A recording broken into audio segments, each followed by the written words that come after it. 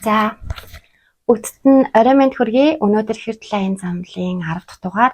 Өнөөдрийнхөө дугаараар та бүхэндээ би Хэрдэлийн аян замлыг илтгэдэг 5 шинж дээр гарсан Runner Chaser буюу хөөцөлдөх үе шатын талаар тайлбарлах болно. Тэгэхээр өнөөдөр нөгөө гэрэл нүдний шилэн дээр тусаад ирсэн учраас шийдлээ авцсан. Тэгээ би сайн харахгүй байгаа шүү. Тэгэхээр тэмдэглэлийн дэвтрээсээ нэлийн ойртож харах шаардлага гарна. За тэгээ гол зүйлүүдээ бас хүмүүсийн асуултуудыг бас энэ дээр тэмдэглэсэн байгаа. За тэгэхээр Runner Chaser буюу энэ хөөцөлдөх үе шаттай холбоотойгоо нэлээд асуултууд ирсэн. Дээрээс нь энэ хөөцөлдөх үе шатыг ойлгох нь Хэрдэл аян зам бас нэлээд чухал. Яагаад хөөцөлддөг вэ? Тэ? Энэ нь юу гэсэн үг юм гэхээр Хэрдэлийн харилцаанд хин нэг нь заавал нэг тал нь анханасаа цугтсан бол зэжигтэй цугтан гэсэн үг биш.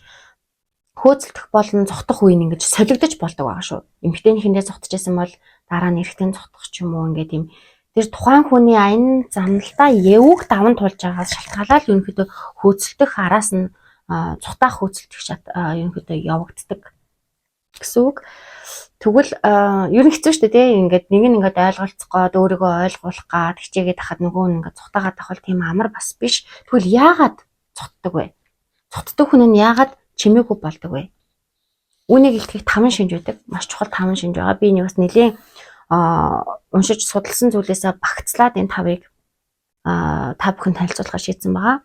За хамгийн нэгдүгээр Хэрдэлийн харилцаа өөрөө маш эмзэг, маш нарийн харилцаа, нандин харилцаа гэж хэлсэн тийм үү? Үүнтэй холбоотойгоор Хэрдэлийн харилцааг магадгүй энэ Хэрдэл гэдгийг мэдэхгүй байхдаа ч гэсэн ингээд энэ хүчтэй зүйл рүү ингээд гүгэд орчхоор хиндээ маш хүчтэй таталцал, маш хүчтэй тийм хайрын мэдрэмжийг мэдэрдэг. За нөгөө талаас нь маш эмзэг байдаг. Нөгөө юм сэтгэлийн уухт байдаг эмзэг зүйлүүд ихэнхдээ гарч ирдэг учраас маш эмзэг байдаг. Үүнээсээ айдаг. Юу болоод байна? Гив гинтхийн юу болов гэд нэг юм айх гайхах зэрэгцэн гэж байдаг те. Яг үн шиг айх гайхах зэрэгцээд гив гинтхэн нөгөө юм хүчтэй юм таталцлаас хүн чинь цочирдоод пад гэж хаалгаа хачдаг. Гэтэ энэ бол муу гэсэн үг биш. Ингэж хаалгаа хааснараа яг одоо энэ юу болоод байгааг ойлгох тэр gap буюу зай авах тийм мэдрэмжийг гаргаж ирдэг. За тэгвэл яагаад энэ үе бас илэрдэг хамгийн том юм нийтлэг тохиолддог шалтгаан нь бол би хайрлагдах ирэхгүй гэсэн юм даалд нуугдсан байдаг буруу бодлоос үүдэлтэй байдаг ихэнхдээ. Яаж ч хичээгээд хин нэг одоо би ингээд хин нэг хайрлагдах гал бүх талаараа хичээсэн байж болно тий. Гэтэл ингээд тэр хүнээс ямар нэгэн байдлаар хайр мэдрэх байхад би угаасаа яаж ч хичээсээ хайрлагдахгүй юм дөө гэсэн нэг юм итгэл буурчихсан хайрлагдах ирэхгүй юм байна гэсэн юм буруу боталд авцсан үед ихэнхдээ нөгөө үнэндээ бол би угаасаа хайр гэж байхгүй мэн гэж бодож идэл гэнтхийн нөгөө нэг амар хүчтэй тийм мэдрэмж аваад яг нөгөө үнэн эн чинь байт юм байна гэсэн мэдрэмж авах шиг миний үннээс зөрөөд эхлэнгүүд чи байж айх мэдрэмж төрдөг гэсэн. Тийм учраас гинт хүчтэй өөрийгөө татаж авах амар болдог. За тэгээд энэ мэдээж хайрлагдах хэрэггүй гэдэг мэдрэмж чи угтаа бүр ингээд угийн ухаад нөгөө шивтцэн байгаа үргэсийг нь гаргаж ирэх гээд те одоо үзэх юм бол нэгсэндээ гологдлын шарах магадгүй хаягдлын шарах байдаг гэсэн. Ямарваа нэг амьдралынхаа туршид ямарваа нэг харилцаанаас те эсвэл нийгмийн харилцаа байж болно, эцэг эхээс байж болно, хамаатаа садангаас байж болно, хинээс ч байж болно юм гологдох мэдрэмж авсан байж болно шүү дээ. Магадгүй хүүхэд байхдаа ч юм уу чи хог дээрээс олцсон юм уу гэдэг ч байдлаар ч гэдэм үү те тэр хүүхэд ямар нэг гологдлын муухай мэдрэмжийг авсан байж болно, хаягдлын муухай мэдрэмжийг авсан байж болно. Ямар нэгэн байдлаар эцэг их нь ажилгүй завгүй болмаас хүүхдээ энэ тийм дорхиод явахт нь тэр хүүхдэд яг нэг хаягдсан юм шиг мэдрэмж төрж болно гэсэн үг. Ийм байдлаар гологдол хаягдлын шарах дандаа ингэж Хэрдэлийн харилцаанд ил гардаг. Энэ бол хэрэггүй зүйл. Хэрэггүй зүйлийг ихэд бол хайр наргүй ил гаргадаг. Энэ нь хайрлахгүй байгаа юм уу гэж байгаа юм биш. Энэ бол маш их хайрлаж байгаа тэр хүнийгээ. Наад угтчин байгаа хэрэггүй зүйлийг хоёулаа хамтдаа даван тулж гаргая. Одоо чиний цаг чинь болсон. Хангалттай чи зоригтой хүний даван тулж чадна гэдгийг илэрхийлэх зорилгоор энэ гаргаж ирдэг. Нэгэн нэг мэсэн эмчнэр хайргуудаа тэр буглаа шарахыг ингээл ухаал түнхээл хамаг эдээ бэрийг гарах гэдэг юм үгүй штэ. Өвчтнээ хайрлаад хүндэрчихвээ, бүр хүндрэлтэй зүйл болчихвээ, амь насанд нь халдахгүй гэдгээс сэргийлээд хайрласандаа хатуурхдаг шиг нөгөө хайрын дотор хална гадна гэдэг те яг үүнтэй адилхан ийм процесс явагддаг учраас цуцдаг байх нэ. Тэгэхээр цухтаж байгаа үед нь надаас цухтаад байна, намайг голоод байна гэсэн мэдрэмжийг авах шаардлагагүй гүн гүнзгий бодоод мэдрээд үзэх хэрэгтэй, өөрлөгөө өнгөөгд үзэхэд болно. За хоёр дахь нь буюу өөрийгөө хамгаалах хурал гэж байгаа. Энэ болохоор нөгөө сэтгэл хөдлөлийн хувьд бэлэн биш байх үед тийм сэтгэл хөдлөлийн үед энэ хүчтэй ихтэй хүртлийн аян замлууд их up and down буюу сэтгэл хөдлөл маш их юм хоёр төлөлтэй байдаг. Заримдаа бүр үнэхээр амар аз жаргалтай ингээд энэ зөвхөн сэтгэл хөдлөл баяр баясгалтай инээд хөөртэй ингээд үнэхээр сайхан байдаг. Зарим өдөр бүр үнэхээр бүр ингээд толгоогооч хүнжлийнхаас завсраас гаргамааргүй ингээд шигдээд ингээд чимээгүй гонигтай байх үе гардаг. Энэ бол зөвхөн сэтгэл хөдлөлийн төвшин. Сэтгэл хөдлөлийн төвшин их хөдөлгөөний аян замлын яг энэ нөгөө гүн гүнзгий даалт нуугдсан таны үнэн төрхөнд хамаарлахгүй те хаях ёстой хэрэггүй зүйлэд гарч ирэх тоолонд та сэтгэл хөдлөлийн туйлтай хоёр туйлтай юм шуурганд өртдөг. Энэ шуурганд өртөж явах үед та зарим тохиолдолд бэлэн биш байдаг. Сэтгэл хөдлөл бэлэн биш. Тэгсэндээ өөрийгөө хамгаалах гэж оролдож байгаа гэсэн. Тэр сэтгэл хөдлөлийг би мэдэрмээргүй байна. Энэ ямар амар хэцүү юм бэ? Нэг бол баярлал, нэг бол гониглаад ах юм. Үгүй надад таалагдахгүй байна. Би бэлэн биш байна гэсэн үедээ цухтаадаг. Нэгсэндээ өөрийнхөө жинхэнэ мөн чанарлаа нүүр тулахгүйгээр цухтааж байгаагаас ялгаагүй гэсэн. Тэгээ цухтаах байдлаар илэрдэг. Хэрвээ тэр хүн цухтаагаад ах юм бол ийм зүйл болж байгаа юм байна гэдгийг ойлгоод хугацааг нөхөд л хангалттай гэсэн. Тийм тэгээ нөгөө энэ дээрс их гоё зүйл гарч ирдэг. Тэрний үе ингээд тэгэхээр ихэнхдээ нөгөө сэтгэл хөдлөлийн хувьд бэлэн биш. Тэгээ дээрэс нь өөрийгөө хамгаалах хурал гэсэн шүү дээ.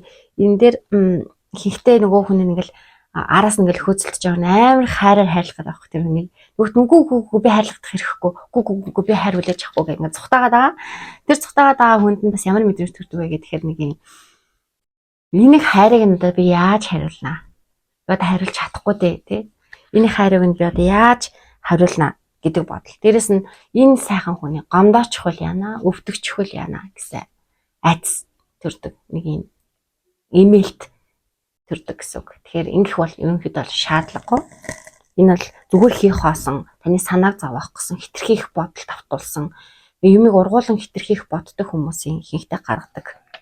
Одоо зүйл энэ алдаа гэхээсээ илүү алдаа гэж хэлж болохгүй, алдаа гэдэг зүйл чинь заримдаа ололтуулдаг. Тэгэхээр яах нь гомдоочихвол яана, өвтөгчихвөл яана те би энэ хайрыг хариулж чадахгүй нэ гэдэг чинь цухтааж байгаа ч гэсэн нөгөө нэг хүнээ хайрлаж байгаагаас ялгаагүй байхгүй юу? Хайрлаж байгаа учраас л тэр хүнээс цухтааж байгаа гэсэн үг. Нэг үг байдаг шүү дээ те чамайг хайрлаж чадахгүй хэрнээсээ хайж явж чадахгүй байгаа хүн хамгийн аюултай гэж. Үнэхээр хайртай хүн бол нэрээ тавьж явуулах хэмжээний хайртай байдаг гэсэн үг. Хөдөлгөөний хооронд. За гурав дахь нь өөрчлөлтөөс айх буюу за ихэрлийн аян замд орж байгаа үед маш өөрчлөлт явагддаг. Хүссэн хүсээгүй та гадна хувьд таны амьдрал, таны эргэн тойрон, найз нөхөдийн хүрээлэл, за дээрээс нь та өөрөө сэтгэл зүйн хувьд ч гэсэн маш их өөрчлөгддөг. Сэтгэл хөдлөлийн хувьд сэтгэл хөдлөлөө удирдах сурна, сэтгэл хөдлөлөө мэдрэмжээсээ ялгаж сурна, сэтгэл зүйн хувьд маш хаттай болно. Юмны наандах цаандахыг ойлгоно, амьдралын мөн чанар, амьдрал гэдэг чинь юу юм бэ? Зүгээр ингээд амьд яваад урсгалаараа явахыг хэлдэг юм уу? Утгачтай амьдрал гэж юу юм бэ гэдэг ингээд гүн гүнзгий сэдв рүү өөрөө ирэхгүй ордог мэдрэмжээ мэдэрч сурдаг учраас ерөнхийдөө маш их өөрчлөлтөд явагддаг. Тэнгүүд яг цухтааж байгаа хүн маань энэ өөрчлөлтөөс айдаг. Яг бодит үнэнгээ бодсон байсан зүйл нь үнэн мөн чанартай хийх хоосон худлаа байсан гэдгийг ойлгодог учраас өөрчлөлтөөс айдаг. Жишээлбэл ингэдэг байна шүү дээ, тий.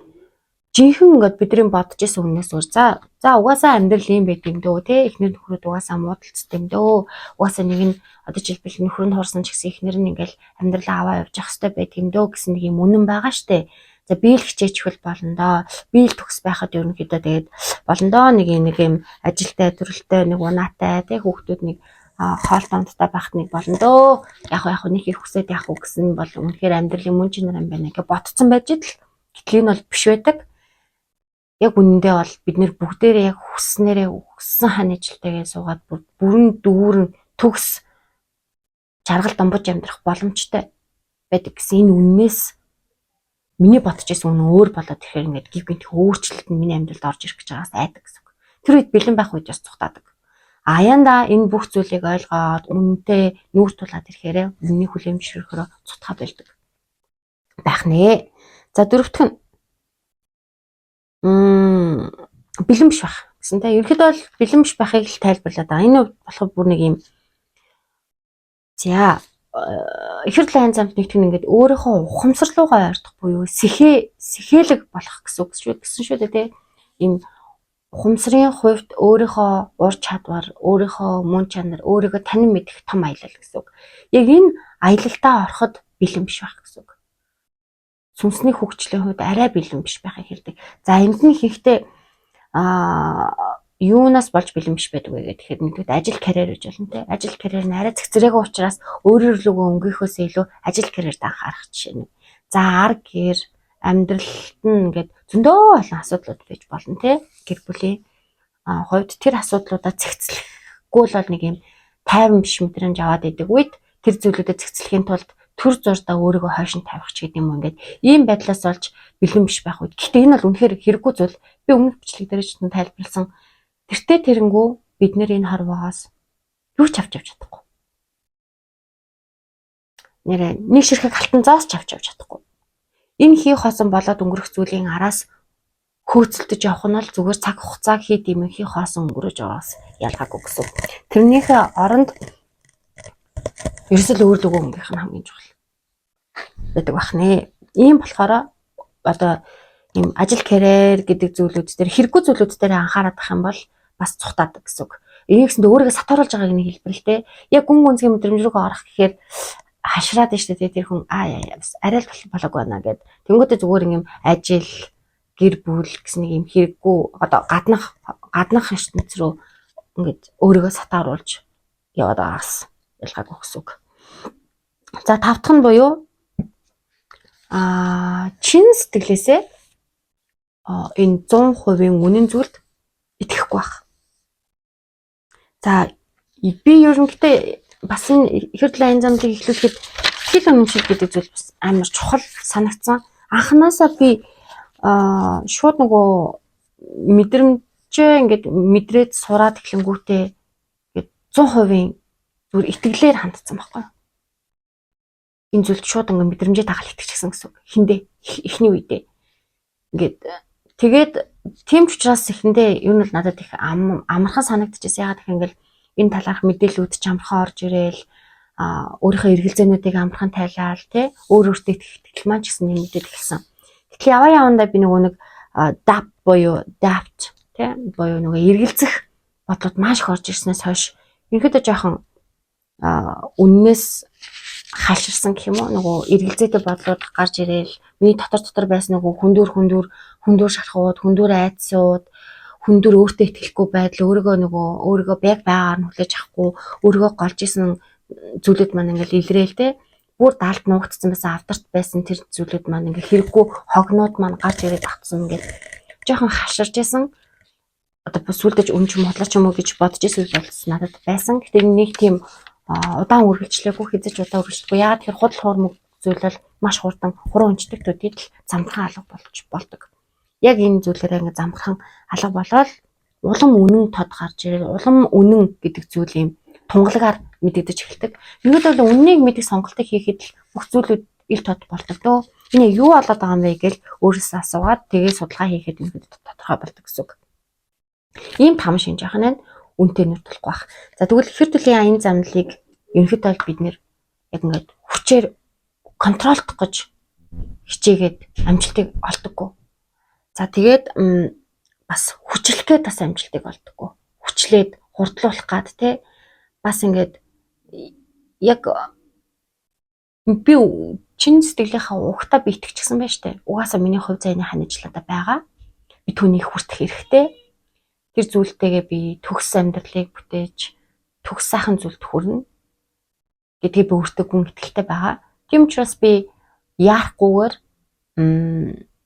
ерөөс цаг хугацаанд найдаад болох зүйл болдгоороо болно гэдэгт найдаад итгээд яахгүйгээр хүчлэхгүйгээр өөрөө контролдохгүйгээр орхиж чадж байгаа гэсэн үг.